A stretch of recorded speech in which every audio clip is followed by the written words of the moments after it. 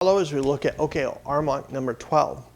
Similarly to 11, where we went to the outside of our opponent, now we're going to be on the inside of this punch. So I'm going to be in a left foot forward, pre-position number 2. This is going to be in our green zone coming from 12 o'clock. Now instead of a right straight punch, now we have a haymaker or a hooking punch coming towards us. I'm going to want to, what we would call, cut the circle or cut the distance between me and my opponent. I do not want him to get to the apex of this swing. I need to stop it before he gets there.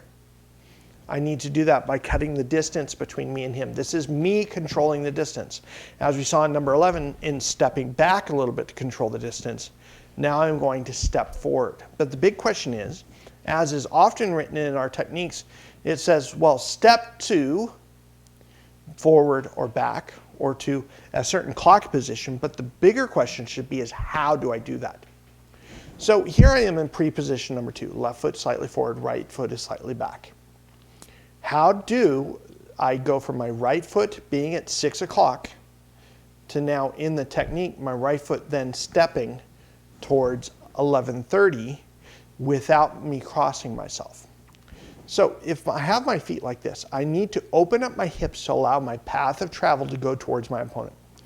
My left foot is going to point towards the direction that I'm going to travel. In other words, I'm going to pivot on my heel and point towards 11:30. That allows my right foot to follow and my body weight to follow into stepping now towards 11:30 versus going to 12. Once again, pre-position. Open the hips and the foot and point in the direction. I'm going to push off my back foot to step into him, which is going to give him the effect of me hitting him with the truck and not just the bumper. Once again, as we do that, this is going to introduce the blit. I'm going to mix with this technique. We're already into the concepts and principles because there's so much here. So number 1, I'm here in pre-position. I'm facing 12, but I need to go this way. My left foot is going to point. Notice how my shoulders and my hips are now pointing in the direction that I want to go. My right foot now pushes off, and as I step, I'm going to do a left inside block, whether it's vertical or extended outward. And then my right hand is going to palm heel at the radial head of his shoulder to stop his momentum, the whole point in this.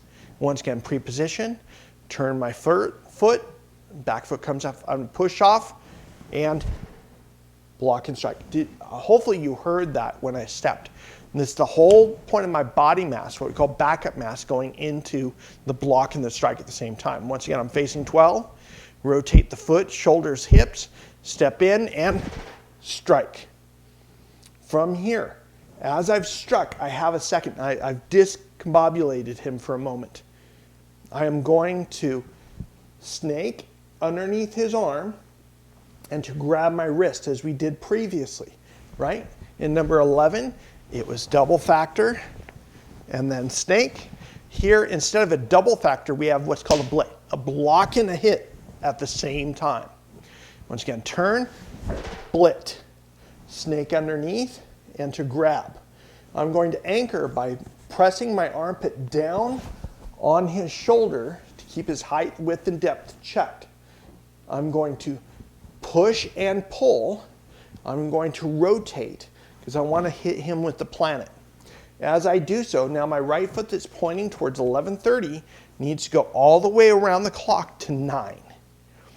I'm going to do that. I'm going to shift my weight, and as I do so, I am going to do a step through reverse, but do a step through reverse all the way to 9 o'clock. I'm going to break down my stance and step through reverse. Now my right foot is at 9 o'clock. As I do so, I'm going to anchor and drag him with me, throwing him to the ground. And as I do so, that is going to push his head down and bring his legs up and over. A flip. And if he doesn't flip, all you will do, since you have his arm in this position, is make him face plant the floor. Once again, from the beginning, maybe a moderate speed. Left foot forward. Hey man, I don't want a problem. 1. Snake. 2.